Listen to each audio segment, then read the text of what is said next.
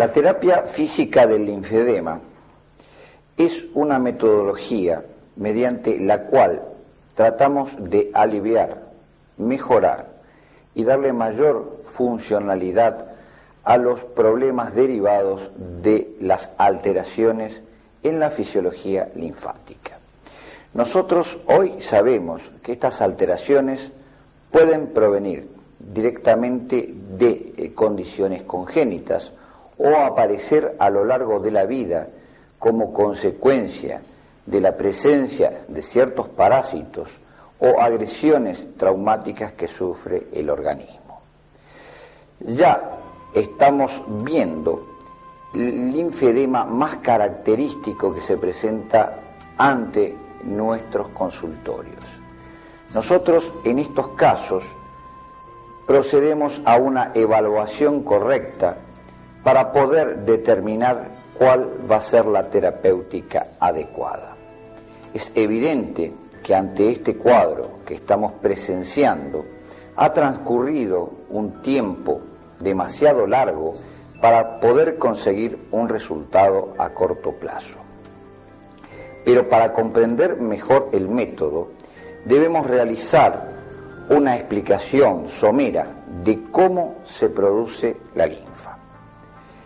La linfa es consecuencia de la circulación arteriovenosa. La circulación arteriovenosa es la encargada de llevar a todo el organismo el vital contenido del elemento hemático. Pero, circulando por el interior de los vasos, no solo se logra este cometido. Lo importante de este recorrido hemático es la formación del líquido tisular. Nosotros sabemos que tanto las arterias como las venas son conductos absolutamente impermeables.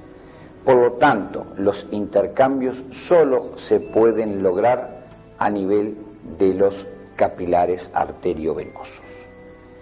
Nosotros podemos observar en este esquema cómo al llegar la sangre a los capilares hay un cambio de presiones que determina la salida del líquido.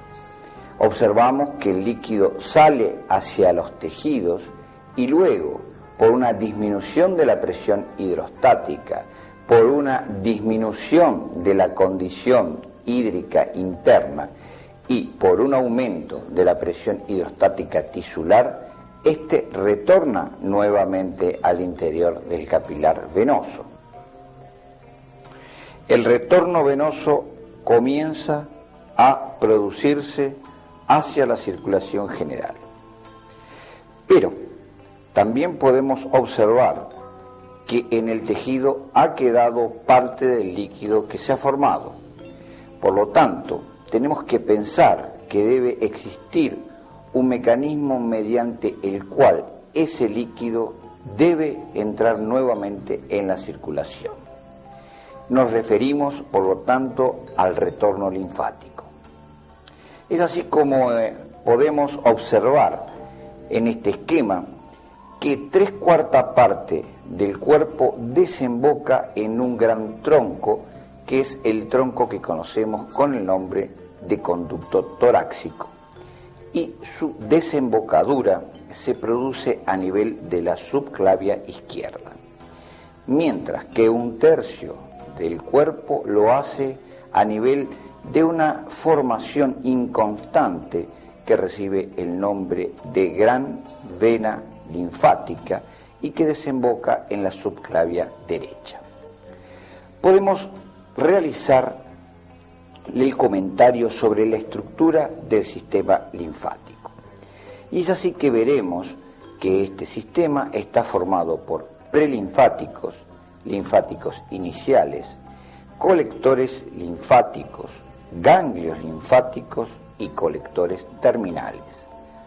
Todos terminan finalmente en el sistema venoso.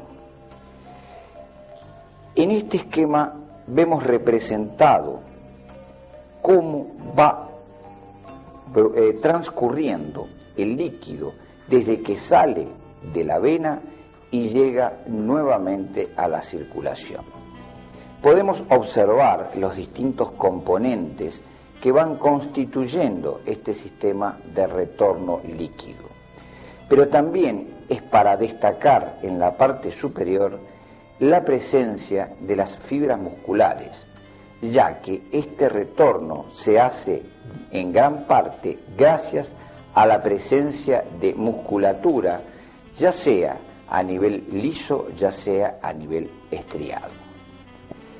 Como decíamos, este sistema comienza en los canalículos prelinfáticos, canalículos que se pueden constatar en el interior del tejido conectivo. Son formaciones que no tienen una característica propia, podríamos compararlas con verdaderas zanjas que se han elaborado en el terreno cenagoso. Estos canalículos van a llevar linfa hacia el elemento inicial del sistema que conocemos entonces como linfático inicial. Este linfático tiene la propiedad de dilatarse bajo distintas circunstancias. Este elemento está fijado al medio por unas bridas que las llamamos bridas de anclaje. Es para resaltar que estas bridas de anclajes están constituidas fundamentalmente por tejido colágeno, son fibras colágenas, son fibras de una delgadez llamativa. Por eso siempre debemos tener en cuenta que este tratamiento debe destacarse por su suavidad, tanto en la realización de los masajes como tanto en la aplicación de farmacología para mejorar el proceso. A veces la sobredosificación de ciertos elementos dispersores terminan destruyendo este tipo de fibras.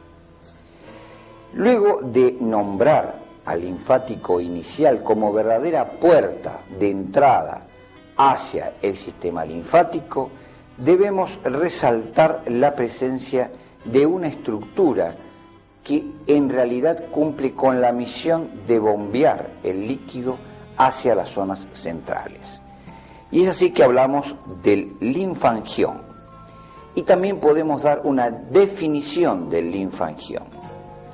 Se denomina así al segmento ubicado entre una válvula distal y una válvula proximal.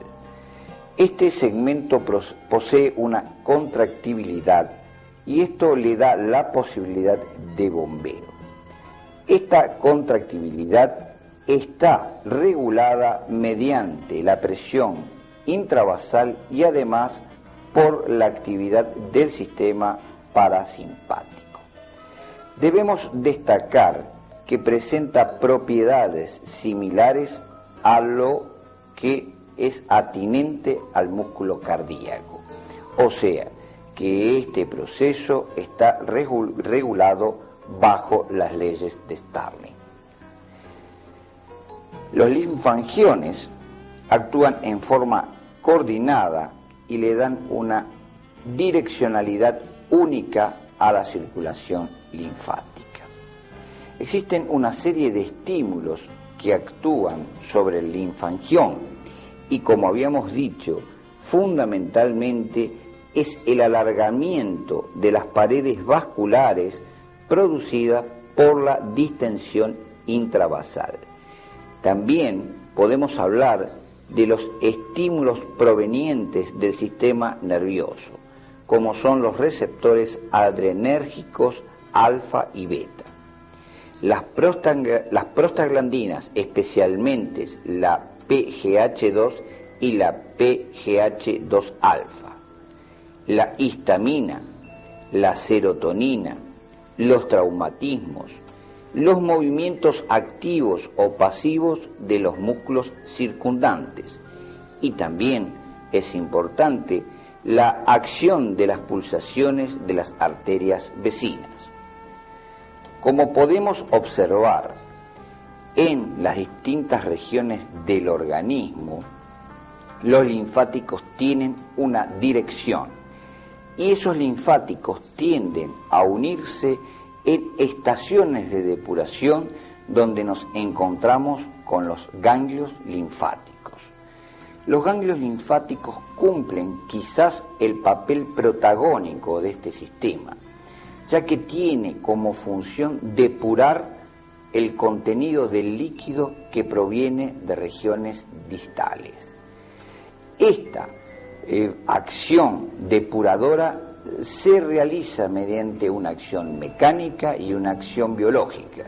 Y como podemos ver en este ganglio, el líquido proveniente de la región distal debe circular en su interior, produciéndose un contacto íntimo con los elementos constitutivos del ganglio, fundamentalmente elementos derivados del mesénquima y que constituyen el sistema defensivo. Todos los elementos formantes del linfático o del sistema linfático van a desembocar en la cisterna de Piquet. La cisterna de Piquet es una formación pequeña, es una formación que la podemos ubicar en el nivel abdominal como si fuera un elemento que estuviera proyectándose a nivel umbilical. Este entonces sirve para juntar la linfa proveniente de los distintos miembros de las distintas regiones del cuerpo y que finalmente se unen para constituir este saco.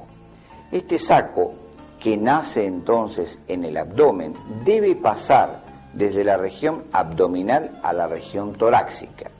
Y para constituirse este paso, debe hacerlo a través de dos músculos que son los pilares posteriores del diafragma.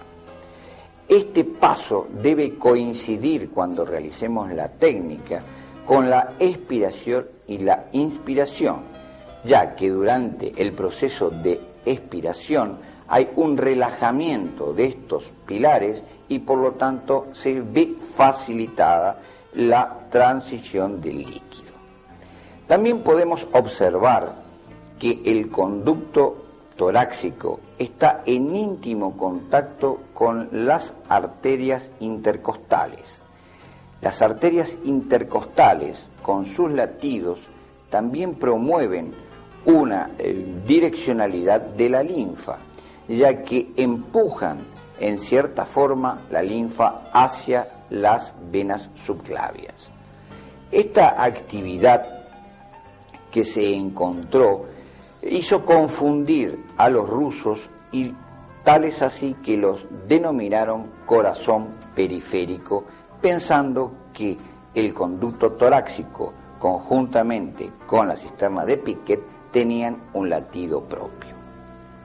También nos interesa resaltar cómo el conducto desemboca en la vena subclavia izquierda. Es interesante mostrar cómo hay una relación con la musculatura de esta región del organismo, o sea que a nivel del cuello debe atravesar los escalenos. Esta advertencia la hacemos teniendo como base en el tratamiento la óptima relajación que debe verificarse a este nivel para facilitar la circulación de retorno. Función del sistema linfático: reabsorber, evacuar, devolver las proteínas plasmáticas extravasadas de los capilares sanguíneos, y menos significativa es el transporte de líquidos nuevamente al sistema. En este esquema nosotros podemos observar cómo funciona normalmente el microcírculo, lo que hoy hemos dado en nombrar el microcírculo, y está compuesto por la arteriola, los capilares arteriovenosos, la vénula, los linfáticos iniciales y el tejido conjuntivo. Este esquema nos sirve para mostrar cómo es la fisiología, pero más adelante vamos a ver que los disturbios fundamentalmente a nivel de presiones o a nivel mecánico trastoca estas condiciones y entramos en la patología. ¿Cuáles son los parámetros fundamentales de la fisiología linfática? Podemos enumerarlos y decir que es la carga proteica linfática, la carga hídrica linfática y el flujo linfático por unidad de tiempo. La carga linfática proteica es el cúmulo de sustancias que no son reabsorbidas por el sistema vascular sanguíneo y solo le queda la posibilidad de ser vehiculizada por el sistema linfático a los fines de dar nuevamente este líquido al torrente circulatorio. Hablamos de la carga hídrica linfática, a lo que denominamos la cantidad de agua que también interviene en el proceso de circulación proteica extracelular con el fin de solubilizar a las moléculas y a este fin, dado que no pueden quedar retenidas debido a su poder de desarrollar presión hidrostática que nos cerraría nuevamente el círculo.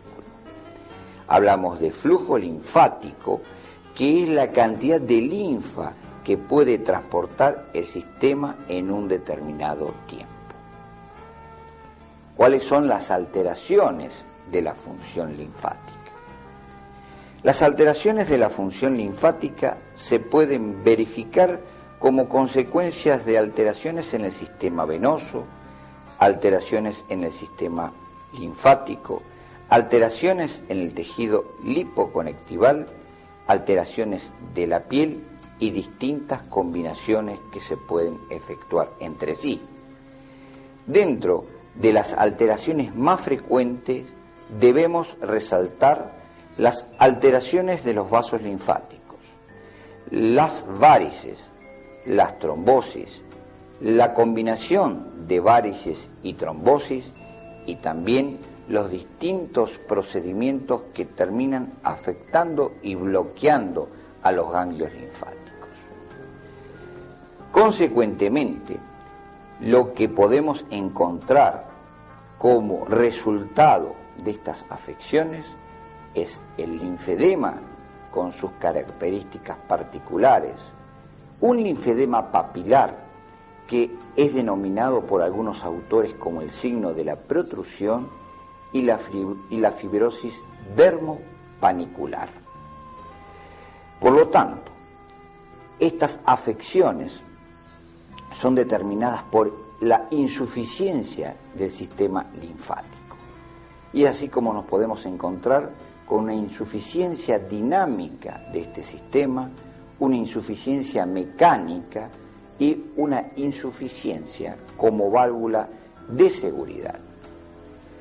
Es así como llegamos a este estado, donde vemos comprometido el tejido conjuntivo, su intersticio, las células que constituyen ese tejido, las fibras, y como en un primer momento participó el componente venoso, luego por el éxtasis que va aconteciendo a este nivel, también se hace partícipe el linfático, que se ve sobrepasado en su condición de válvula de seguridad. Y finalmente, también encontramos un compromiso importante a nivel de la arteriola y del capilar arteriolar. Es así como nos encontramos ante el problema magnificado, nos encontramos ante el problema graficado y que generalmente en nuestros consultorios lo vemos constituyendo un problema unilateral. Es interesante destacar que para hablar del linfedema tenemos que corroborar la presencia de signos que testifiquen que éste se está instalando, como es el signo de Kaposi, y se ve a nivel de los pliegues de las extremidades comprometidas.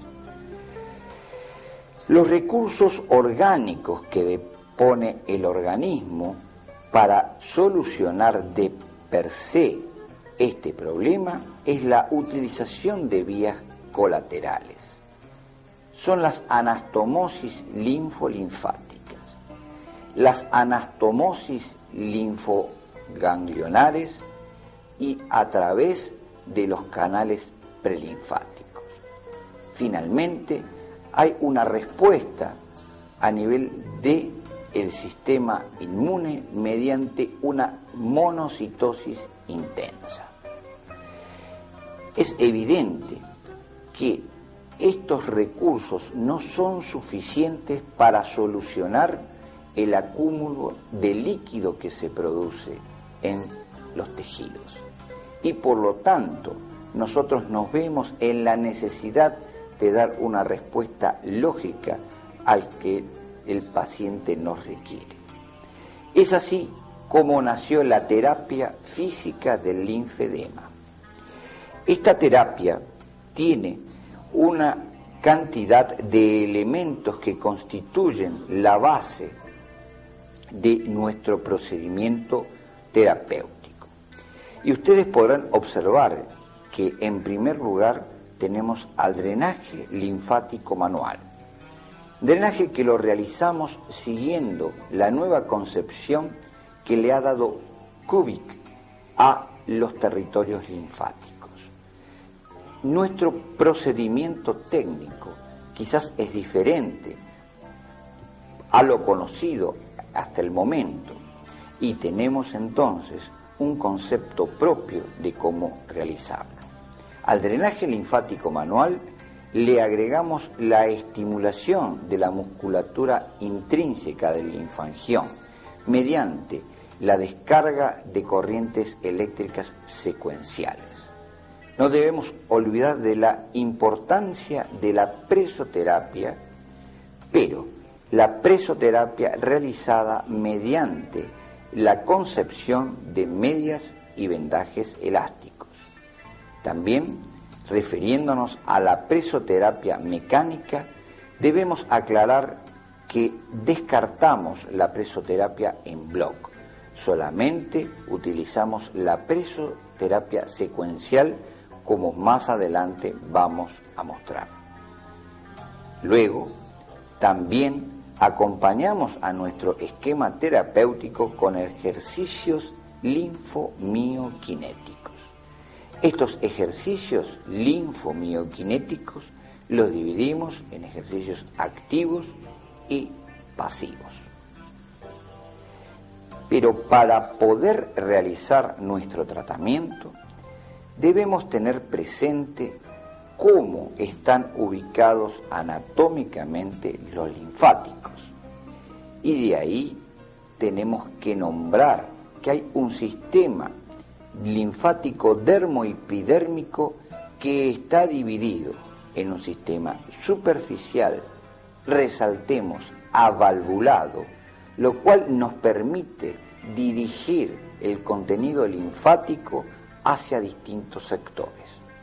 Y también dentro de los linfáticos dermoepidérmicos encontramos el sistema profundo, este sí ya con la presencia de válvulas y que en cierto grado dificulta las maniobras finales del drenaje.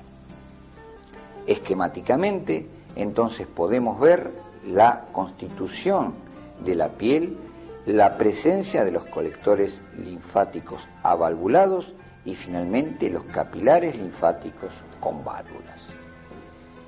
Estos esquemas nos permiten demostrar la variedad de direcciones que presentan los conductos linfáticos, pero a pesar de que aparentemente tienen una anarquía, en realidad estos conductos tienen una sistematización.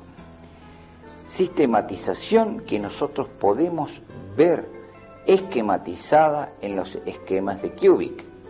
Y es por eso que hemos introducido variantes importantes en las maniobras que realizamos, ya no respetando las maniobras básicas como lo veníamos haciendo en la técnica de Fulda. En estas maniobras debemos tener en cuenta ciertos factores, fundamentalmente que los masajes deben cumplir con la filosofía de próximo-proximal. Son masajes que se van realizando por sectores del organismo y a medida que el masajista se va alejando del sector, luego cambia su maniobra y nuevamente vuelve a esa región. O sea que nosotros pretendemos crear una zona limpia, crear una zona drenada, una zona donde nosotros podemos volcar el contenido de la zona donde el contenido linfático se ha incrementado. Y es así como tenemos que tener en cuenta cuáles son las acciones esenciales del drenaje linfático manual. La primera de esas acciones es aumentar la actividad vasomotora linfática. La segunda acción es movilizar el líquido edematoso. Y la tercera acción es ablandar el tejido conectivo indurado. El drenaje linfático lo realizamos en dos fases. En la primera fase hacemos la remoción del líquido edematoso estancado. Y la segunda fase fundamentalmente es la manutención y mejoramiento de los resultados del tratamiento. La base de esta fase es la compresión. Entonces podemos enumerar lo que realizaremos durante la fase de remoción del líquido, o sea, la primera fase. En esta fase veremos una primera etapa donde destacamos el cuidado de la piel. Es lo elemental, es lo básico dentro de nuestro tratamiento, ya que estos sujetos se presentan siempre con alteraciones en la superficie cutánea. De mantenerse esa condición cutánea, estamos permitiendo el ingreso de diversos microorganismos que, si bien se mantienen en un estado saprófito, bajo estas condiciones se transforman en patógenos y son la base de las erisipelas frecuentes y reiteradas que ocurren en estos tipos de enfermos. La segunda etapa es el drenaje linfático manual, la tercera etapa es la compresión por medio de vendajes y por medio de medias, y la cuarta etapa es la realización de ejercicios linfomioquinéticos. Mostramos cómo normalmente llega el paciente a nuestro consultorio. Siempre en la superficie de su piel se ven alteraciones que disminuyen su defensa ante la agresión del medio. Es por eso que insistimos una vez más que no debemos comenzar ningún tratamiento hasta no lograr equilibrar, restaurar y poner en condiciones esa piel, ya que esa piel va a ser nuestro principal elemento de defensa ante el ingreso de microorganismos que se harán patógenos. La fase de manutención y de mejoramiento a su vez está dividido en 4 etapas. Una primera etapa donde la compresión constituye el paso fundamental de esta parte del tratamiento. Insistimos nuevamente en el cuidado de la piel, no debemos olvidarnos nunca de mantener adecuadamente el tejido cutáneo. Los ejercicios activos correctivos, que ya a esta altura del tratamiento pueden ser de mayor valía, y por supuesto no dejar de lado el control médico, cosa que en muchos sujetos es frecuente de ver, ya que al mejorar rápidamente su patología, creen que se ha solucionado definitivamente el problema y en realidad no es así. El control médico debe seguir permanentemente, ya que, como dijimos, estas son enfermedades crónicas que merecen tratamientos crónicos. Para obtener una real idea de cómo funciona este tipo de metodología, hemos desarrollado una evaluación de las medidas de las extremidades. Y es así que nosotros tomamos como punto de partida la región de la rótula, el borde superior de la rótula y el borde inferior de la rótula. De ese punto tomamos 10 centímetros hacia arriba y de ese nuevo punto obtenido otros 10 centímetros hacia arriba. Lo mismo hacemos hacia abajo, hacia la región distal. En el brazo tomamos el codo como punto de partida y desde ahí nos vamos desplazando manteniendo los centímetros que hemos enumerado. Si bien el drenaje linfático manual es considerado la base del tratamiento, no menos importante es el vendaje elástico. El vendaje elástico es nuestra ayuda durante el resto del día que el sujeto no está bajo la acción del fisioterapeuta. Este vendaje debe realizarse siguiendo una metodología adecuada para que no quede ningún tipo de intersticio entre la tela y poder lesionar la piel que tanto debemos cuidar.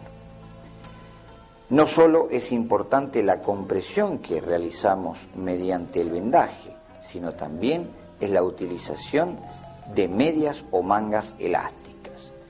Medias y mangas elásticas que en regiones más avanzadas están estandarizadas y dan un valor adecuado al tipo de clase y problema que se presenta. Como hablamos, los ejercicios son aconsejados, pero debemos recordar que estos ejercicios no deben ser violentos, porque estos ejercicios deben ser realizados por sujetos que en muchos casos están cercanos a la inmovilidad. Por lo tanto, estos ejercicios deben ser simples. Y es así como hablamos de ejercicios miolinfoquinéticos, que los dividimos en pasivos sin compresión y activos bajo vendaje o la presencia de mangas o medias elásticas. Los ejercicios pasivos los realizamos en camilla y ustedes lo van a poder observar luego en la parte práctica. Esquematizamos en esta parte 3 ejercicios básicos que se realizan en el miembro inferior. Cuando aconsejamos la realización de ejercicios, algunos de nuestros auxiliares pretenden que nuestro enfermo llegue a esta posición o este tipo de ejercicios. Y lamentablemente algunos médicos no lograron entenderlo y sobreexigieron al paciente.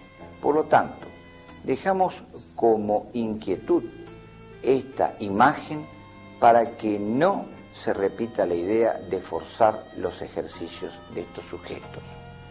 Como ustedes pueden ver, estos ejercicios deben ser muy simples, deben ser ejercicios que la persona los pueda ejecutar con facilidad sin pretender un esfuerzo supremo de ellos. En cuanto a la fisiatría, debemos mostrar también la aplicación de presión o presoterapia exógena. Esta presoterapia durante mucho tiempo se realizó con la bomba de Job, o sea, era la llegada de aire comprimido dentro de unas botas de goma que tenían como objeto evacuar el líquido.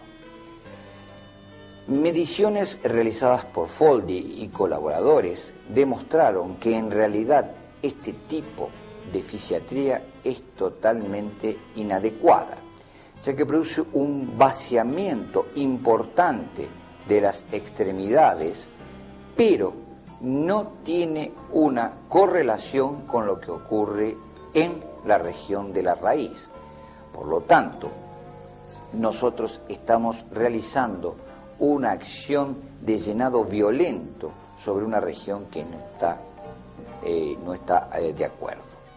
Es por eso que hoy se está aplicando, no sin cierta retinencia, la bota fraccionada o la bota secuencial. Este procedimiento es más fisiológico, este procedimiento tiene más relación con lo que realizamos con el drenaje linfático manual. Es la aplicación de compresión mediante una programación previa que permite establecer un flujo unidireccional, progresivo y lento. También es adecuada la aplicación de estímulos secuenciales que tienen como fundamento activar el linfangión y los músculos adyacentes. Nuestro cometido final es la utilización de mesoterapia. Mesoterapia es un procedimiento mediante el cual se aplica una pequeña cantidad de sustancia activa en el tejido mediante aditamentos tales como el Pistormatic, el DenHap o directamente mediante la aplicación por jeringa. El producto que nosotros colocamos es la benzopirona y la dosis que aconsejamos es de 15 miligramos en 10 centímetros cúbicos de agua destilada. La acción fundamental de la benzopirona es su poder antiespasmódico, su poder fluidificante y el incremento de la proteólisis. Mostramos qué es lo que encontramos en los primeros tratamientos que realizamos mediante mesoterapia. Nosotros nos encontramos ante una salida intensa de líquido.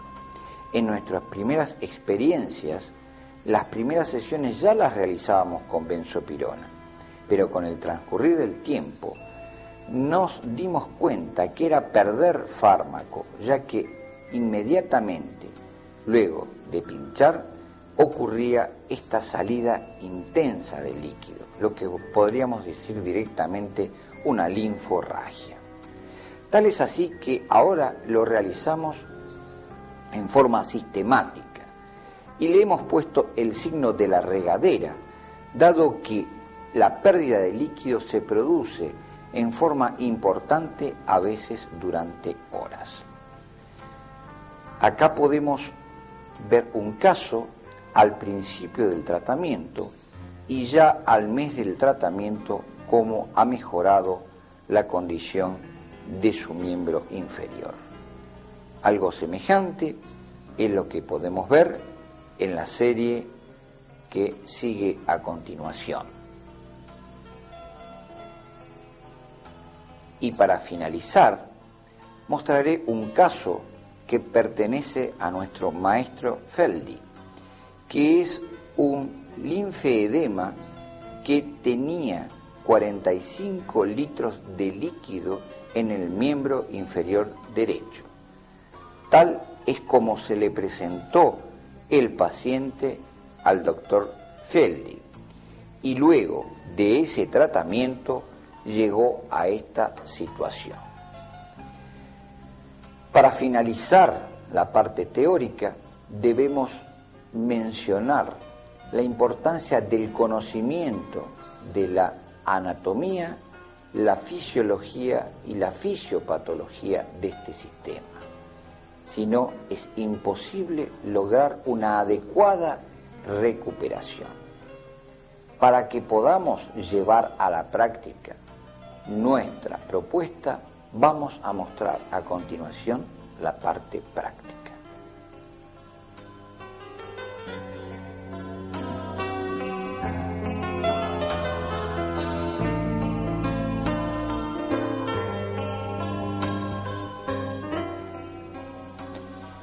Ya entrando directamente en la parte práctica, podemos demostrar que existen ciertos errores que no se deben cometer. Y justamente por ser este el más frecuente, es el que estamos detallando. Es muy común que el paciente se resista a quedar absolutamente desnudo. Y nuestra operadora en este momento está realizando las maniobras iniciales y ustedes pueden comprobar que estas están entorpecidas por la presencia de ropa. Una vez retiradas, ya podemos comenzar el ejercicio que se inicia con un desbloqueo a nivel de los ganglios axilares y supraclaviculares. Este desbloqueo se acompaña de maniobras de effleurage dermoepidérmico para poder trabajar sobre los plexos dermoepidérmicos, donde encontramos los linfáticos avalvulados. O sea que estamos recorriendo de esta forma los distintos cuadrantes que ha descrito Kubik. Las maniobras deben ser lentas, ya que la actividad rítmica del linfangión es estimulado por este tipo de secuencia. Insistimos en un minucioso desbloqueo de la región, ya que esto nos facilitará la posterior remoción líquida y su ingreso al sistema arteriovenoso.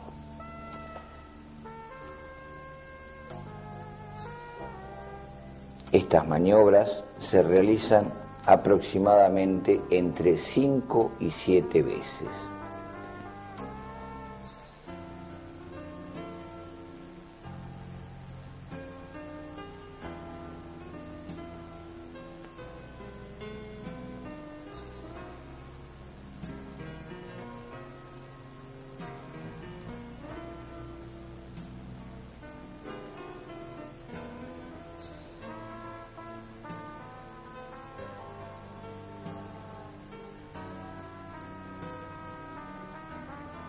Procedemos a localizar el triángulo de Scarpa, conociendo que en este triángulo tenemos una gran riqueza en linfáticos, en vasos y en ganglios linfáticos.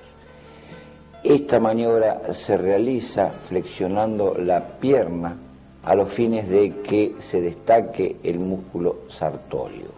En ese lugar, entonces, nosotros comenzamos la compresión mediante una maniobra de vaciamiento, de los ganglios ubicados en ese triángulo. Luego de efectuado ese procedimiento, comienza la fase donde se realiza los movimientos pasivos, movimientos que los consideramos como ejercicios miokinéticos facilitadores pasivos del miembro inferior. Estos movimientos hacen que los músculos produzcan su efecto de bomba y que en profundidad logren un vaciamiento tanto venoso como linfático.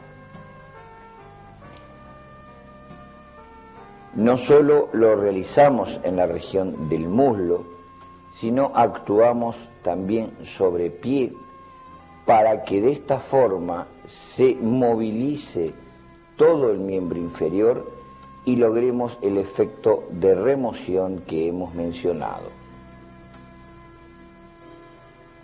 Estas maniobras fundamentalmente son de flexión, extensión y rotación.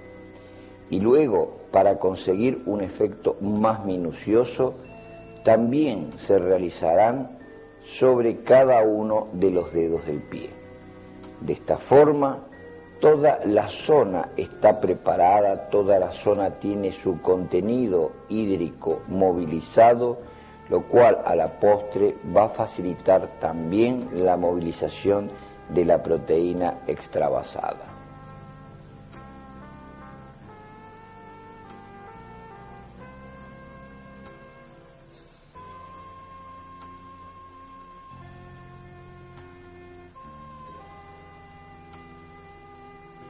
El trabajo se va realizando en forma minuciosa, en forma lenta.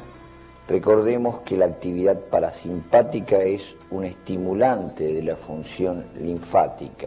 Por lo tanto, tenemos que mejorar ese procedimiento a los fines de que el parasimpático sea el que predomina en las reacciones del sistema nervioso autónomo. La técnica habla de que se logra un excelente drenaje linfático cuando el paciente queda dormido.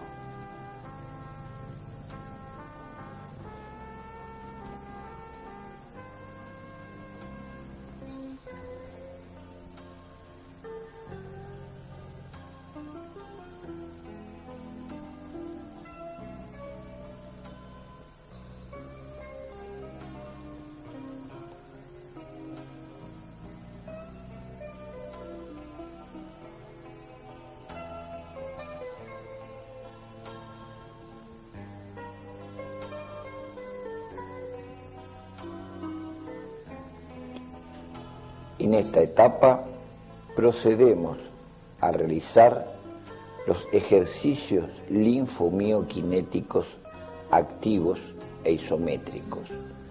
Mediante este tipo de ejercicios aumentamos aún más el retorno venolinfático. Ustedes pueden comprobar que estos simples ejercicios realizados en camilla con la colaboración del paciente logra un efecto demostrable ampliamente a nivel muscular. Los ejercicios son siempre en contra de la resistencia del operador, ya sean extensión, flexión, aducción y abducción. El paciente tiende a quebrar la resistencia que le opone el operador y de esta forma, a pesar de no existir un movimiento evidente, el músculo trabaja intensamente.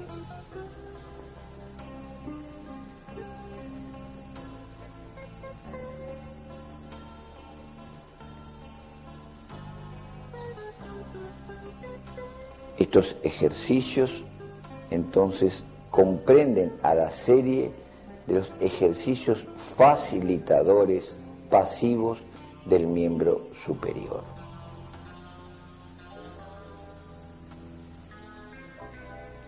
Recordemos la importancia de este tipo de técnica en los problemas que se presentan a posteriori de las mastectomías con linfedema del miembro superior.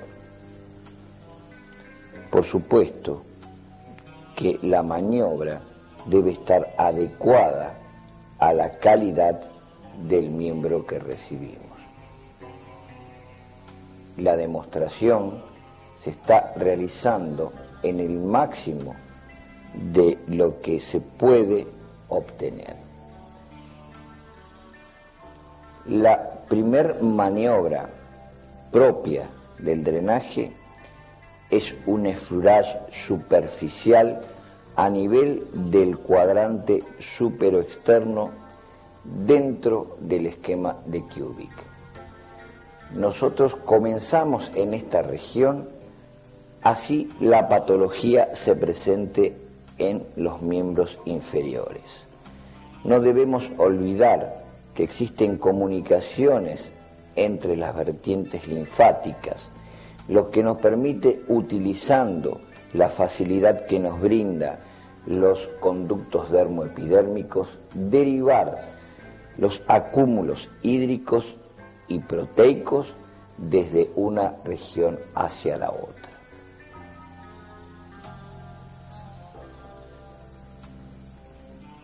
Luego de haber evacuado el cuadrante superoexterno derecho, procedemos a remover líquido y proteína que se encuentra en el cuadrante inferoexterno derecho, y una vez trabajada la región procedemos a comunicarnos con lo anteriormente realizado, o sea que estamos pasando proteína y líquido contenido en este cuadrante hacia el cuadrante previamente despejado. Estamos señalando los cuadrantes y estamos mostrando cuál es la idea, o sea que ese cuadrante previamente evacuado va a ser donde enviamos el líquido que proviene del miembro inferior.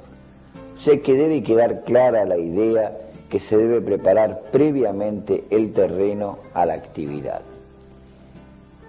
Y ya nos encontramos ante la primer maniobra en el miembro inferior.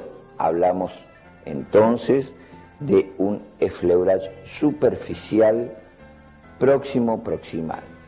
Esto significa que las manos del operador comienzan próximas a las ingles y luego se van extendiendo hacia las regiones distales, pero siempre volviendo y teniendo como referencia el triángulo de Scarpa.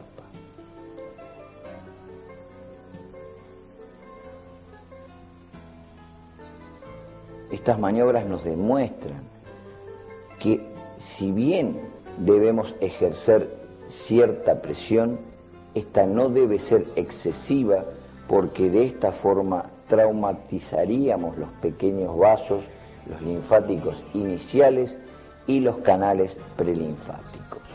Por lo tanto, si bien hay que realizar alguna presión, esta no debe ser excesiva. Esta otra maniobra la conocemos como el masaje de remoción anárquico. Es un masaje mediante el cual se va produciendo la movilización más profunda del contenido proteico e hídrico contenido en el miembro. Es importante poner de manifiesto que los dedos del operador no deben penetrar en la piel.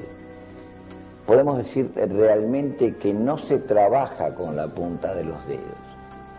Nosotros enseñamos que el trabajo debe realizarse con la mano llena.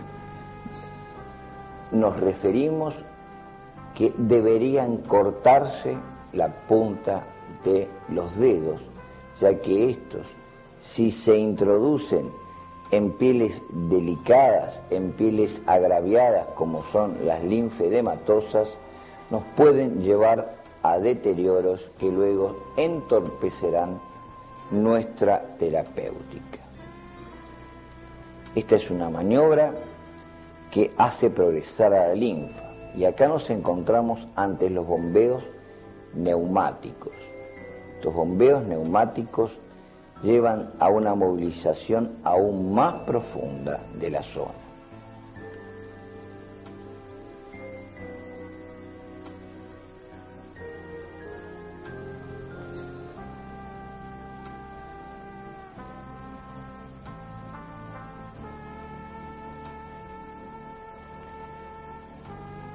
Entre cada una de las maniobras se realiza este tipo de effleurage, que es el que recoge todo el líquido movilizado.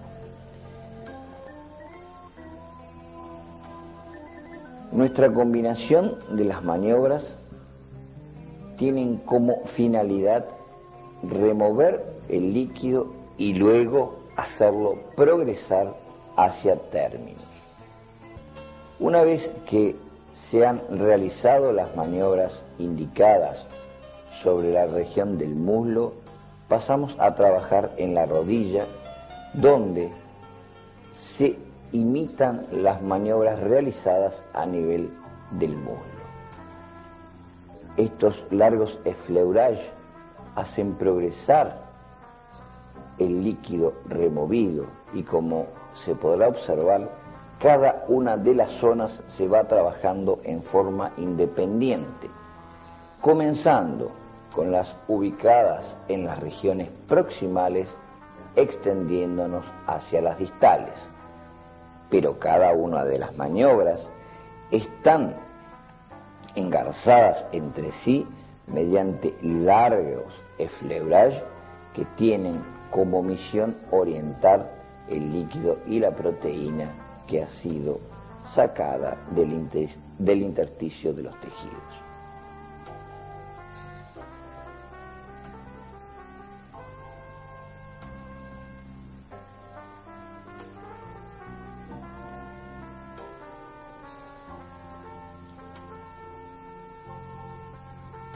Esta maniobra, que ha comenzado en la región más distal, en la región del pie, avanzó hasta llegar a su extremo superior, sea que lo podemos denominar como el gran barrido del miembro inferior.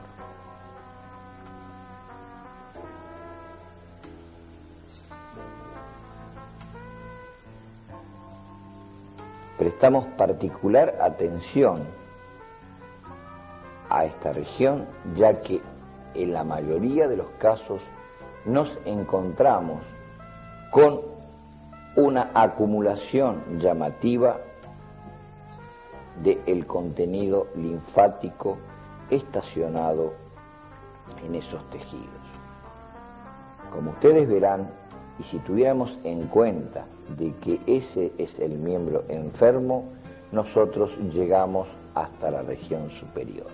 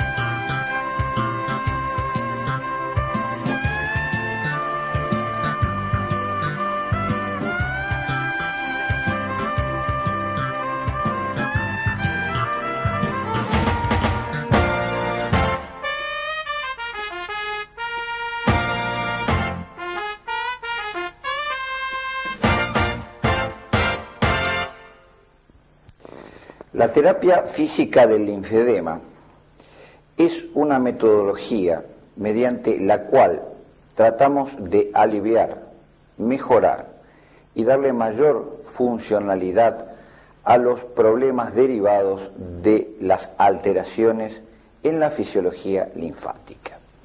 Nosotros hoy sabemos que estas alteraciones pueden provenir directamente de condiciones congénitas o aparecer a lo largo de la vida como consecuencia de la presencia de ciertos parásitos o agresiones traumáticas que sufre el organismo.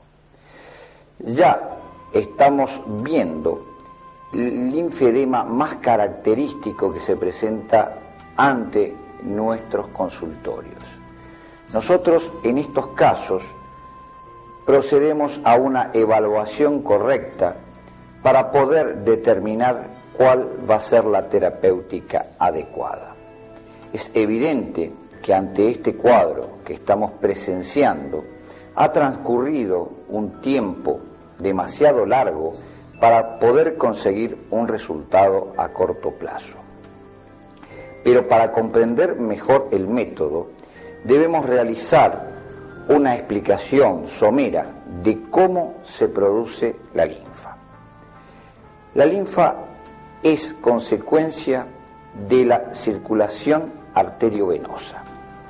La circulación arteriovenosa es la encargada de llevar a todo el organismo el vital contenido del elemento hemático. Pero, circulando por el interior de los vasos, no solo se logra este cometido. Lo importante de este recorrido hemático es la formación del líquido tisular. Nosotros sabemos que tanto las arterias como las venas son conductos absolutamente impermeables. Por lo tanto, los intercambios solo se pueden lograr a nivel de los capilares arteriovenosos. Nosotros podemos observar en este esquema cómo al llegar la sangre a los capilares hay un cambio de presiones que determina la salida del líquido. Observamos que el líquido sale hacia los tejidos y luego, por una disminución de la presión hidrostática, por una disminución de la condición hídrica interna y por un aumento de la presión hidrostática tisular, este retorna nuevamente al interior del capilar venoso. El retorno venoso comienza a producirse hacia la circulación general. Pero también podemos observar que en el tejido ha quedado parte del líquido que se ha formado. Por lo tanto, tenemos que pensar que debe existir un mecanismo mediante el cual ese líquido debe entrar nuevamente en la circulación. Nos referimos, por lo tanto, al retorno linfático.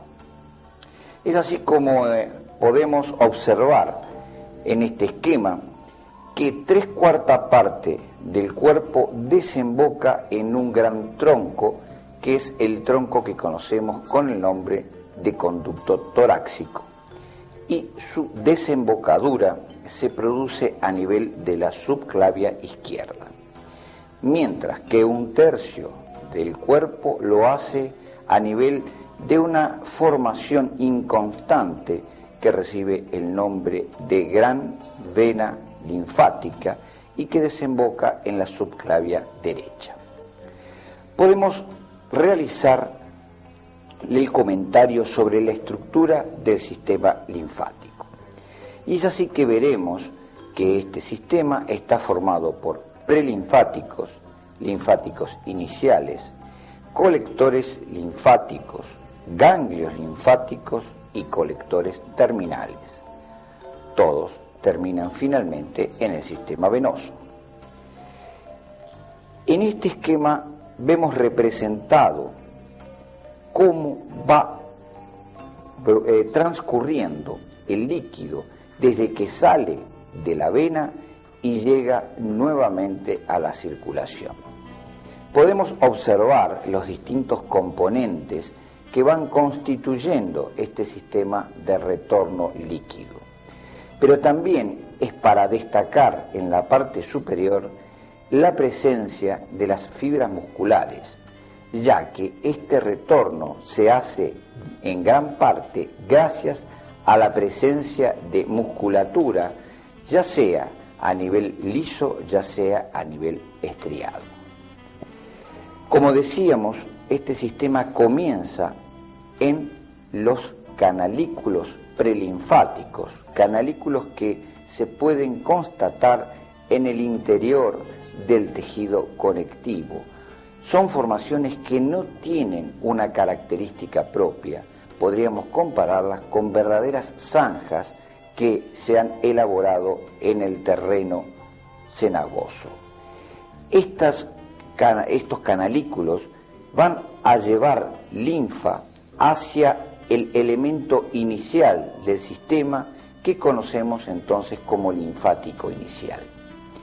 Este linfático tiene la propiedad de dilatarse bajo distintas circunstancias. Este elemento está fijado al medio por unas bridas que las llamamos bridas de anclaje. Es para resaltar que estas bridas de anclajes están constituidas fundamentalmente por tejido colágeno, son fibras colágenas, son fibras de una delgadez llamativa. Por eso siempre debemos tener en cuenta que este tratamiento debe destacarse por su suavidad, tanto en la realización de los masajes como tanto en la aplicación de farmacología para mejorar el proceso. A veces la sobredosificación de ciertos elementos dispersores terminan destruyendo este tipo de fibras. Luego de nombrar al linfático inicial como verdadera puerta de entrada hacia el sistema linfático, debemos resaltar la presencia de una estructura que en realidad cumple con la misión de bombear el líquido hacia las zonas centrales. Y es así que hablamos del linfangión. Y también podemos dar una definición del linfangión. Se denomina así al segmento ubicado entre una válvula distal y una válvula proximal. Este segmento posee una contractibilidad y esto le da la posibilidad de bombeo. Esta contractibilidad está regulada mediante la presión intravasal y además por la actividad del sistema parasimpático. Debemos destacar que presenta propiedades similares. En esta fase veremos una primera etapa donde destacamos el cuidado de la piel. Es lo elemental, es lo básico dentro de nuestro tratamiento, ya que estos sujetos se presentan siempre con alteraciones en la superficie cutánea.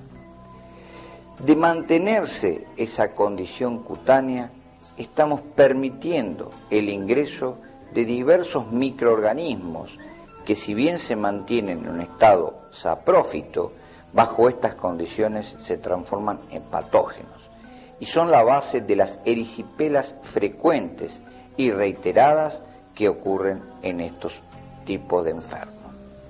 La segunda etapa es el drenaje linfático manual. La tercera etapa es la compresión por medio de vendajes y por medio de medias, y la cuarta etapa es la realización de ejercicios linfomioquinéticos. Mostramos cómo normalmente llega el paciente a nuestro consultorio.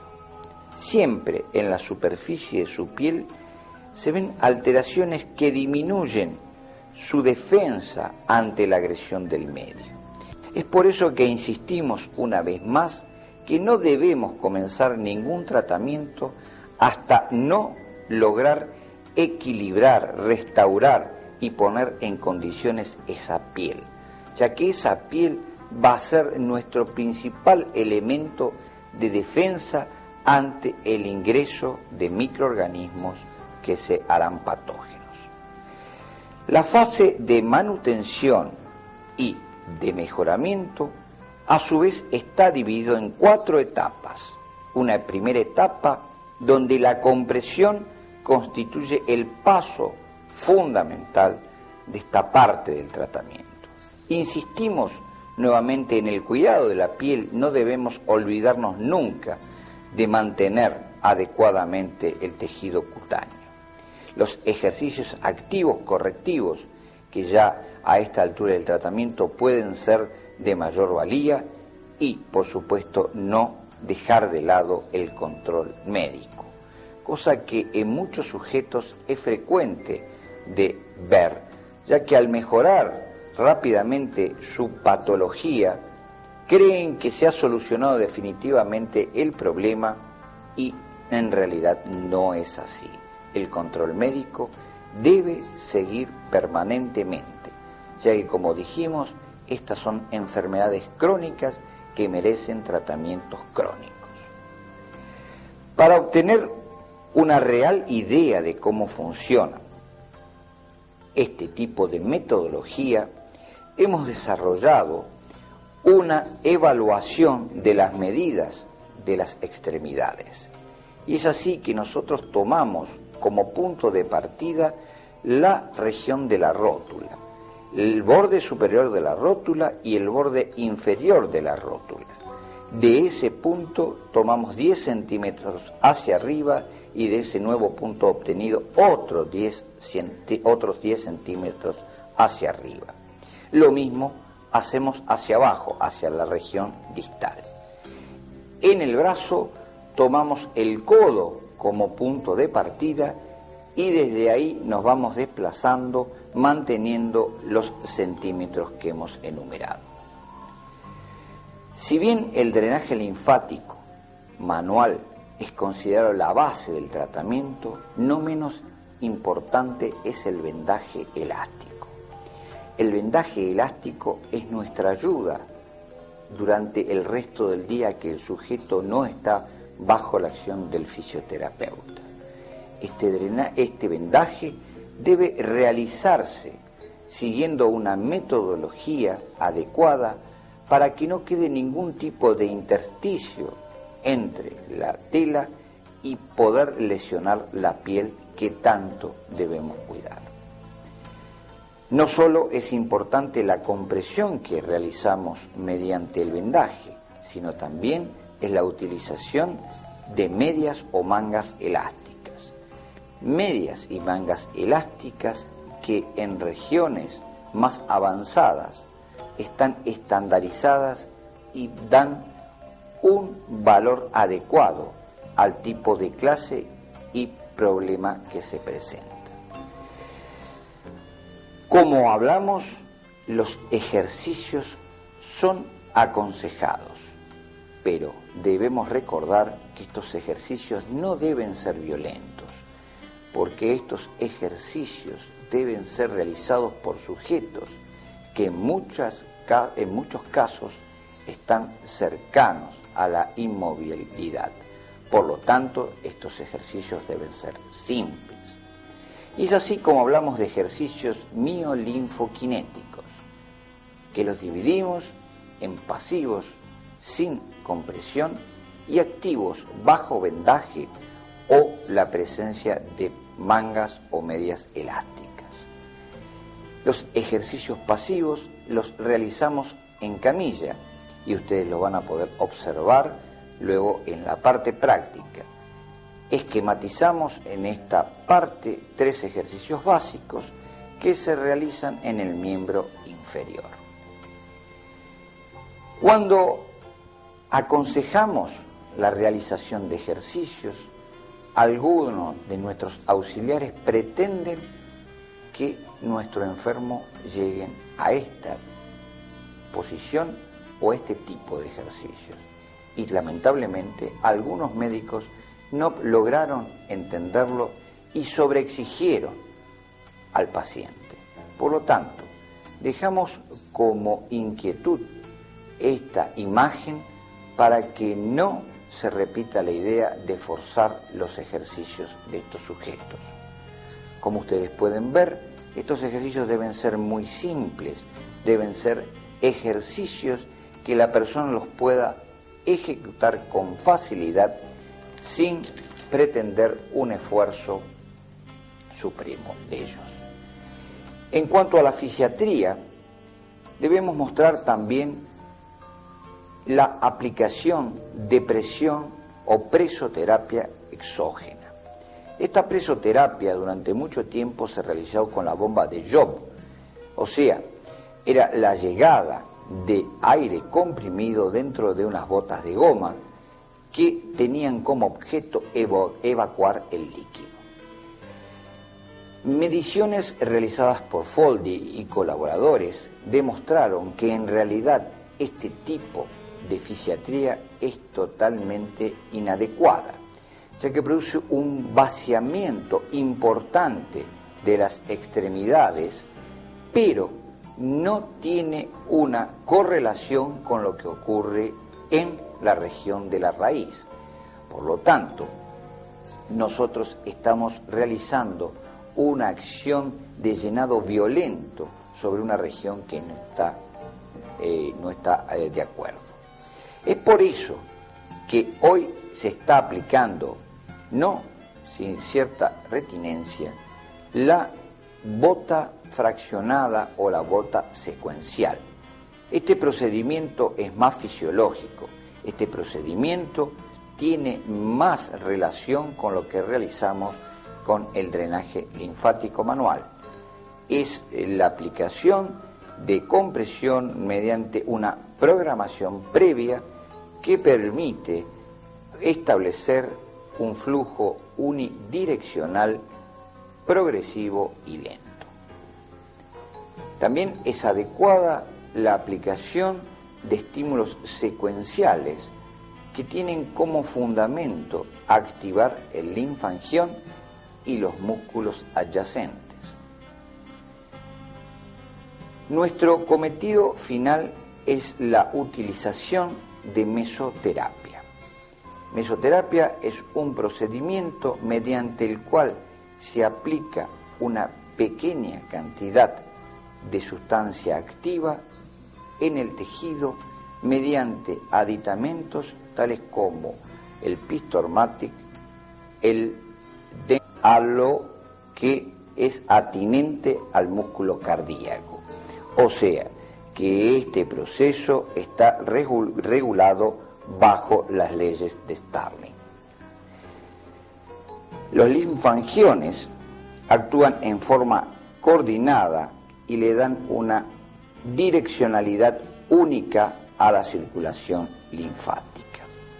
Existen una serie de estímulos que actúan sobre el linfangión y, como habíamos dicho, fundamentalmente es el alargamiento de las paredes vasculares producida por la distensión intravasal.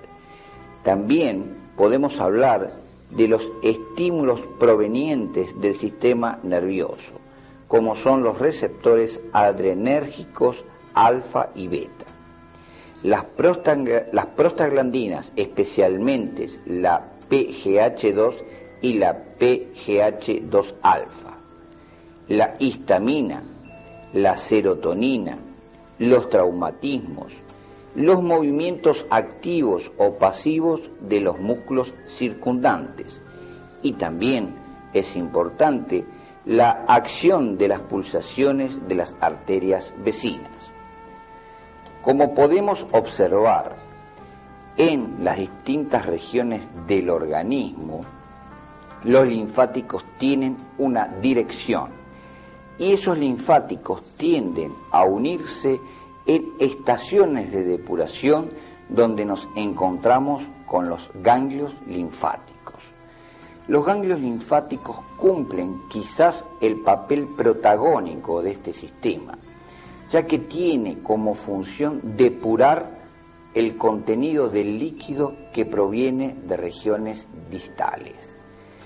Esta acción depuradora se realiza mediante una acción mecánica y una acción biológica, y como podemos ver en este ganglio, el líquido proveniente de la región distal debe circular en su interior, produciéndose un contacto íntimo con los elementos constitutivos del ganglio, fundamentalmente elementos derivados del mesénquima y que constituyen el sistema defensivo. Todos los elementos formantes del linfático o del sistema linfático van a desembocar en la cisterna de Piquet. La cisterna de Piquet es una formación pequeña, es una formación que la podemos ubicar en el nivel abdominal como si fuera un elemento que estuviera proyectándose a nivel umbilical. Este entonces sirve para juntar la linfa proveniente de los distintos miembros de las distintas regiones del cuerpo y que finalmente se unen para constituir este saco.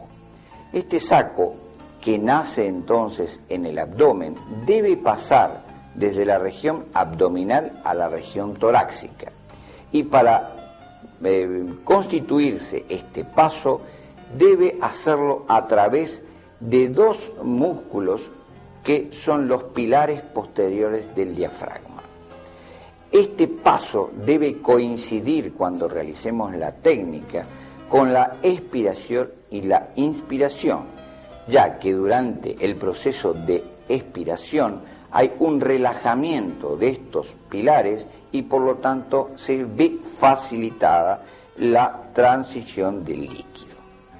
También podemos observar que el conducto torácico está en íntimo contacto con las arterias intercostales.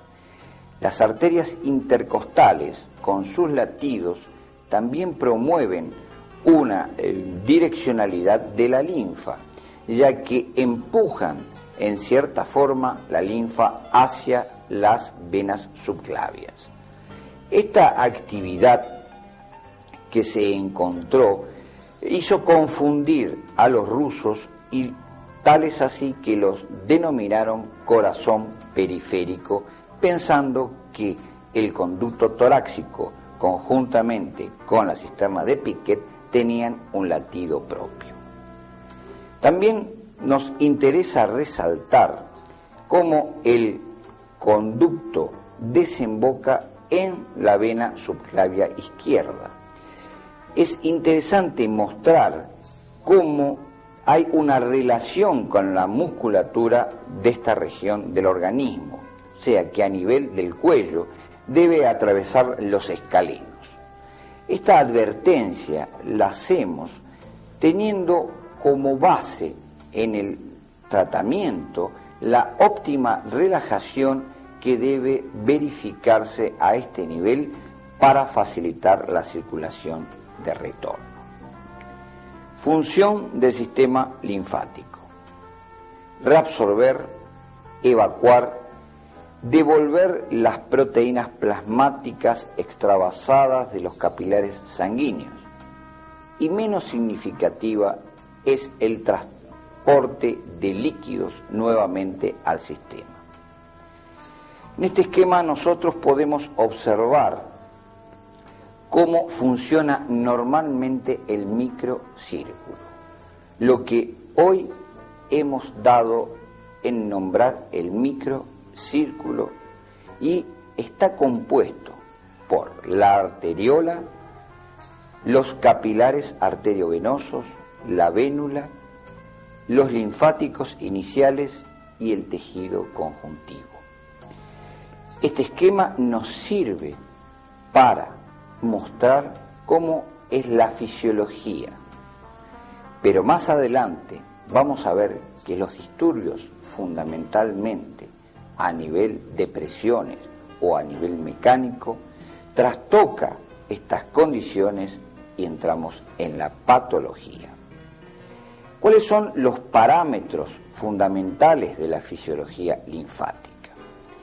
Podemos enumerarlos y decir que es la carga proteica linfática, la carga hídrica linfática y el flujo linfático por unidad de tiempo.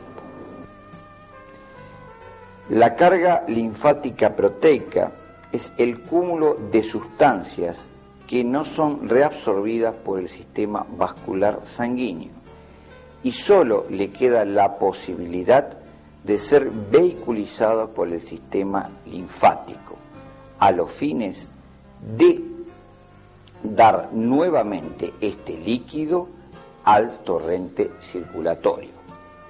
Hablamos de la carga hídrica linfática, a lo que denominamos la cantidad de agua que también interviene en el proceso de circulación proteica extracelular con el fin de solubilizar a las moléculas y a este fin, dado que no pueden quedar retenidas debido a su poder de desarrollar presión hidrostática que nos cerraría nuevamente el círculo.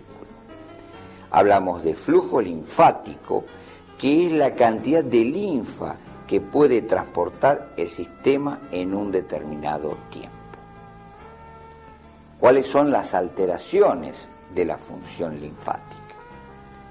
Las alteraciones de la función linfática se pueden verificar como consecuencias de alteraciones en el sistema venoso, alteraciones en el sistema linfático, alteraciones en el tejido lipoconectival, alteraciones de la piel y distintas combinaciones que se pueden efectuar entre sí.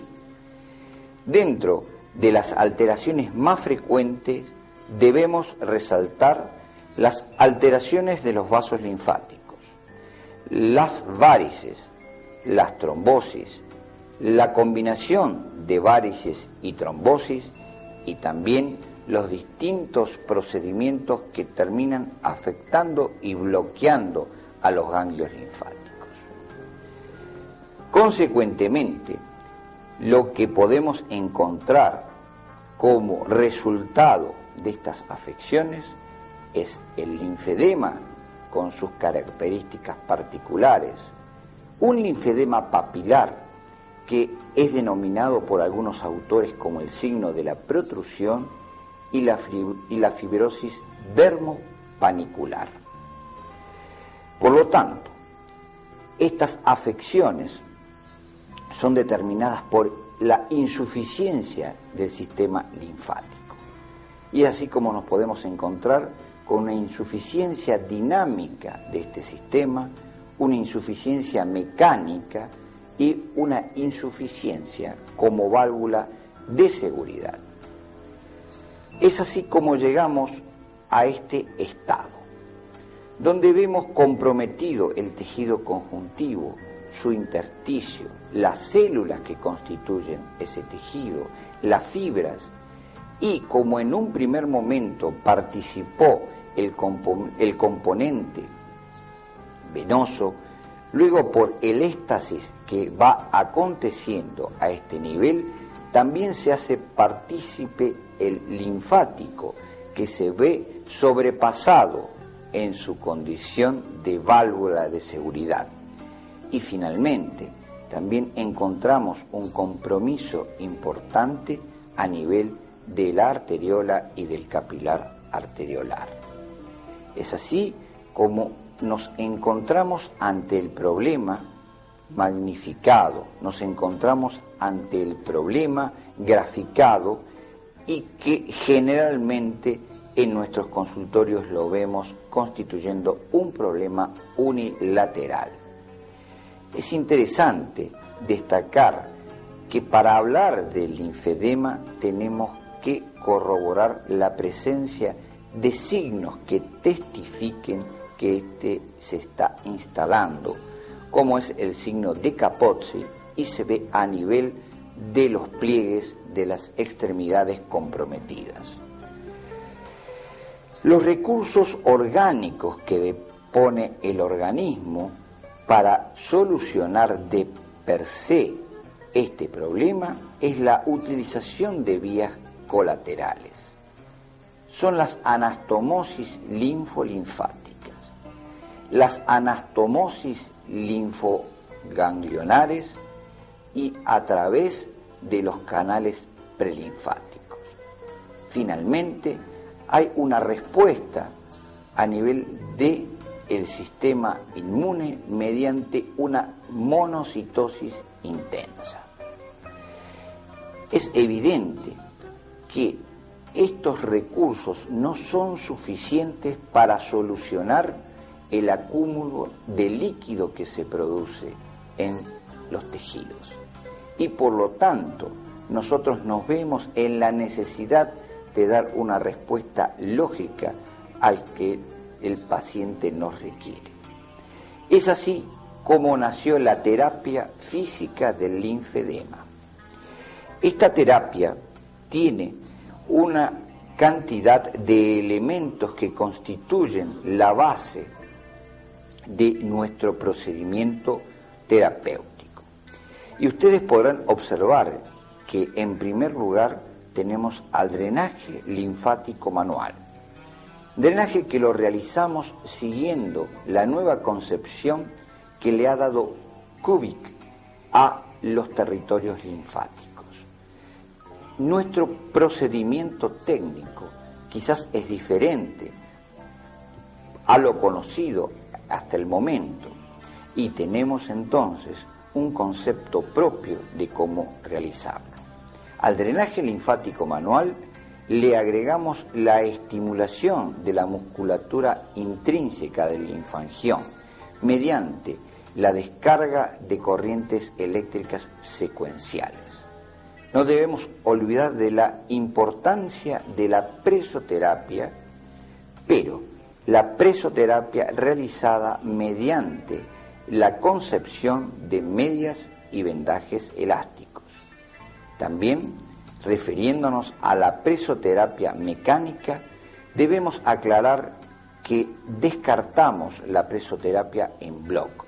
Solamente utilizamos la presoterapia secuencial, como más adelante vamos a mostrar. Luego, también acompañamos a nuestro esquema terapéutico con ejercicios linfomioquinéticos. Estos ejercicios linfomioquinéticos los dividimos en ejercicios activos y pasivos. Pero para poder realizar nuestro tratamiento, debemos tener presente cómo están ubicados anatómicamente los linfáticos. Y de ahí tenemos que nombrar que hay un sistema linfático dermoepidérmico que está dividido en un sistema superficial, resaltemos, avalvulado, lo cual nos permite dirigir el contenido linfático hacia distintos sectores. Y también dentro de los linfáticos dermoepidérmicos encontramos el sistema profundo, este sí ya con la presencia de válvulas y que en cierto grado dificulta las maniobras finales del drenaje.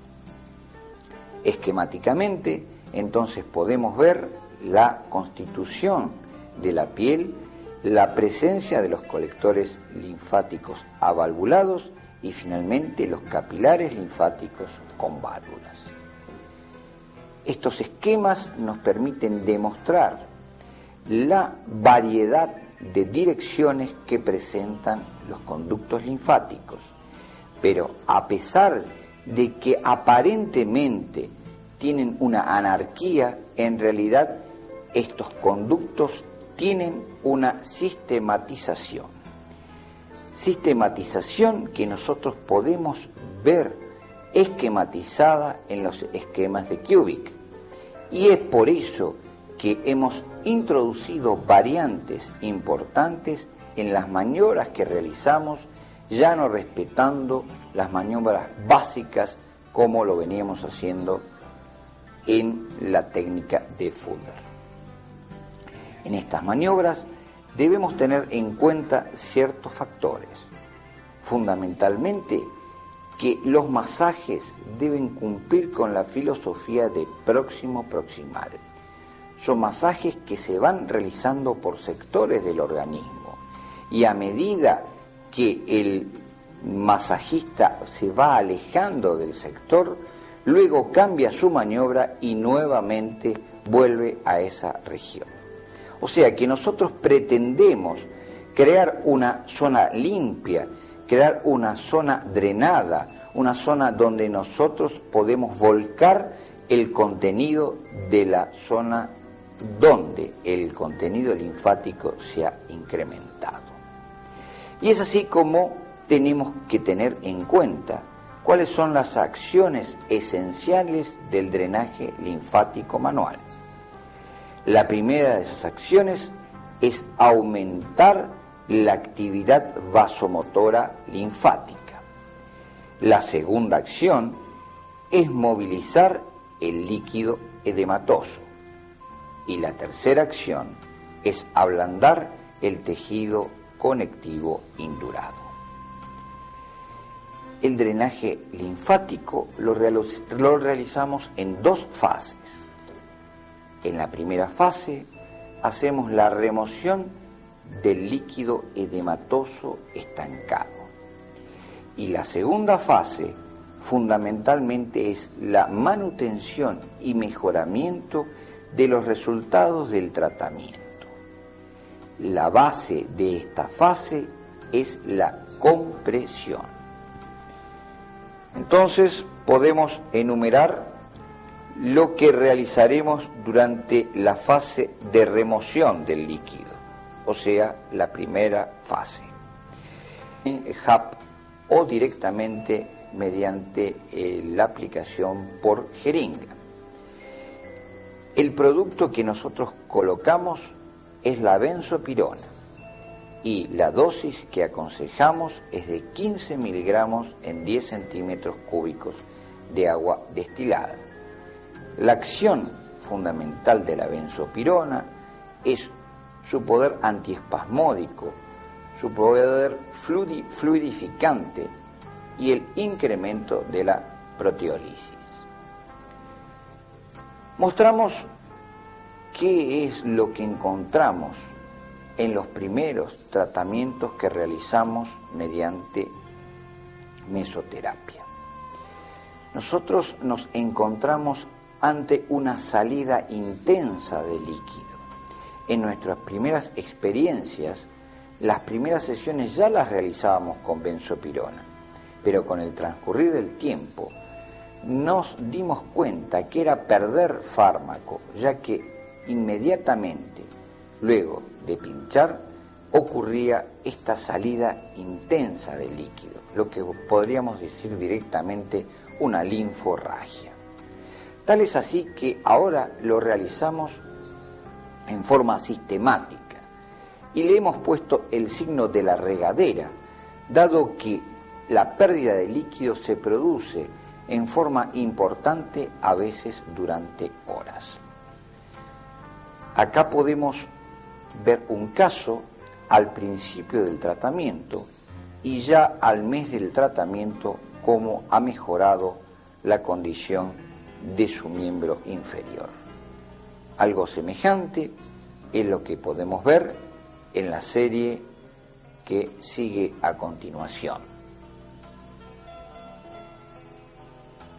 Y para finalizar, mostraré un caso que pertenece a nuestro maestro Feldi, que es un linfeedema que tenía 45 litros de líquido en el miembro inferior derecho. Tal es como se le presentó el paciente al doctor Feldi, y luego de ese tratamiento llegó a esta situación. Para finalizar la parte teórica, debemos mencionar la importancia del conocimiento de la anatomía, la fisiología y la fisiopatología de este sistema. Si no, es imposible lograr una adecuada recuperación. Para que podamos llevar a la práctica nuestra propuesta, vamos a mostrar a continuación la parte práctica.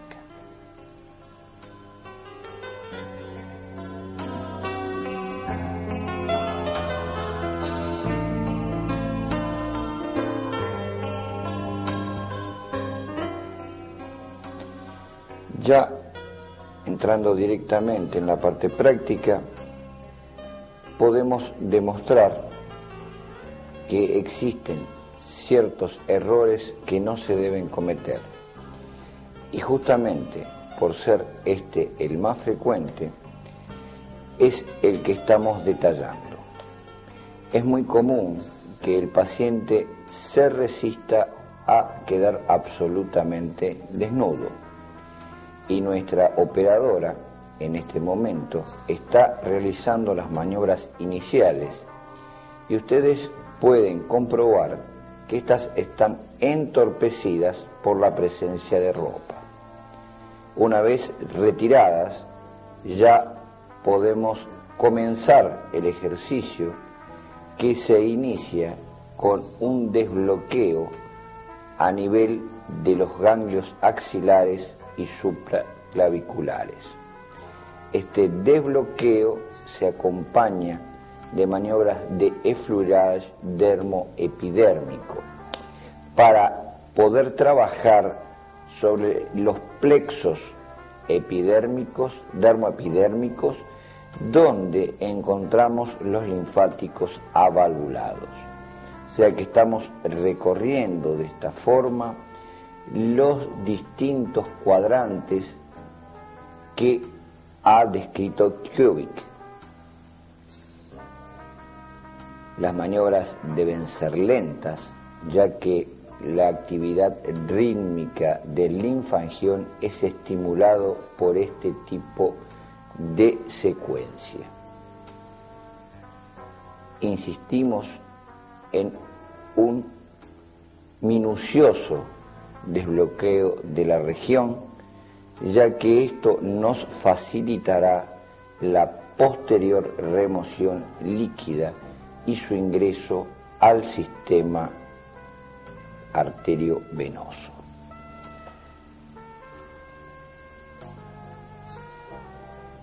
Estas maniobras se realizan aproximadamente entre 5 y 7 veces.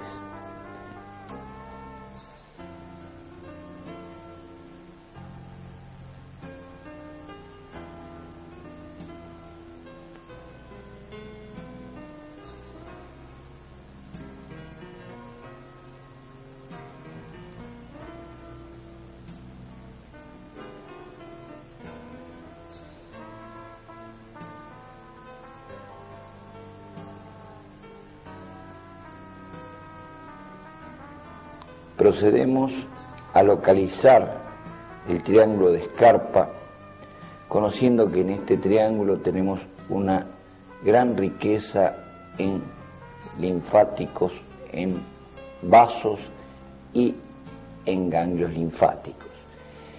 Esta maniobra se realiza flexionando la pierna a los fines de que se destaque el músculo sartório.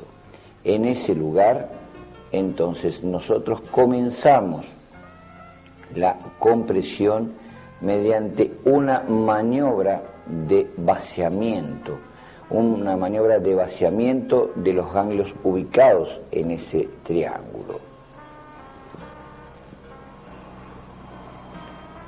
Luego de efectuado ese procedimiento, comienza la fase donde se realiza los movimientos pasivos, movimientos que los consideramos como ejercicios miokinéticos facilitadores pasivos del miembro inferior.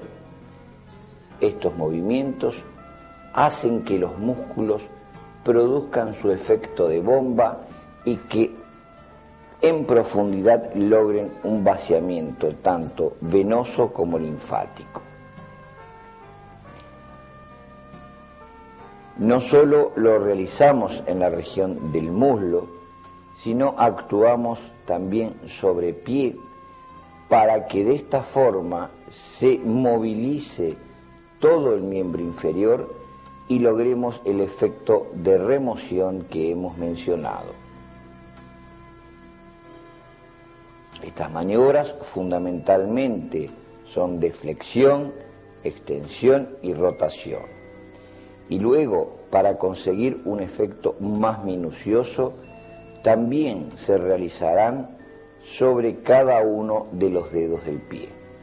De esta forma, toda la zona está preparada, toda la zona tiene su contenido hídrico movilizado, lo cual a la postre va a facilitar también la movilización de la proteína extravasada.